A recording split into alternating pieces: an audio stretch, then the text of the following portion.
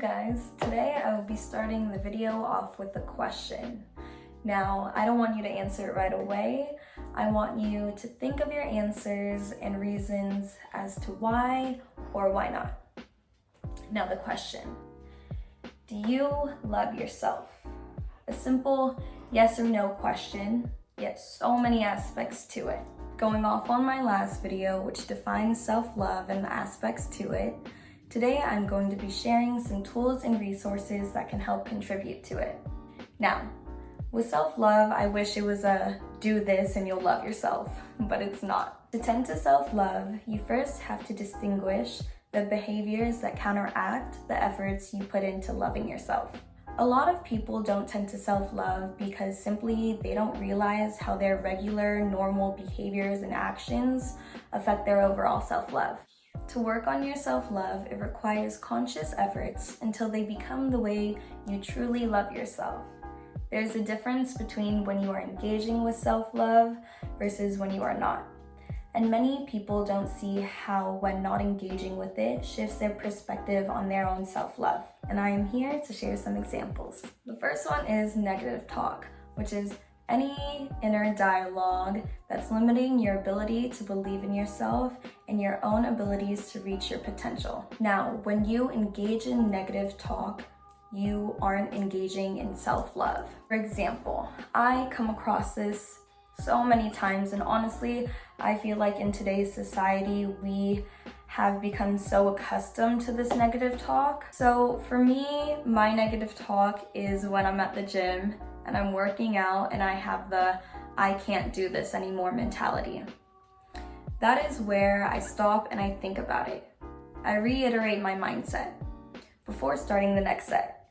Instead of I can't, it's I'm going to kill this set before I start and go into it. Negative talk are just words that can scare you, but you yourself can change those words into something that can empower you.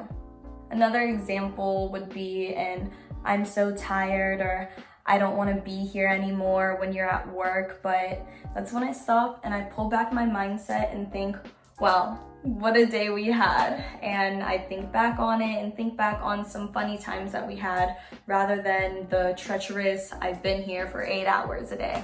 Now, when engaging with negative talk, look at yourself and switch the perspective.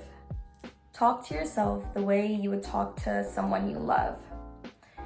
When someone you love is down, you want to encourage them and say, give them another go. But when we're down, we tend to put ourselves more down for some reason. No, it is time to start loving ourselves and speaking to ourselves as if we love ourselves because we do. Setting healthy boundaries. It first starts with the boundaries you set for yourself, then with others. For example, it can be something as simple as waking up right when your alarm clock goes off or clicking snooze 10 times. Or on the flip side, giving yourself the extra 30 minutes of sleep because your body needs it. To love yourself, you need to hold yourself accountable to the boundaries that you have within you and the actions that you do to either help or contradict those boundaries. Your relationship with yourself sets a tone for your relationship with others. When setting boundaries with other people, if you don't respect the boundaries that you have with yourself, how do you expect others to respect them as well? What helps me maintain the boundaries for myself is planning. I am a planner.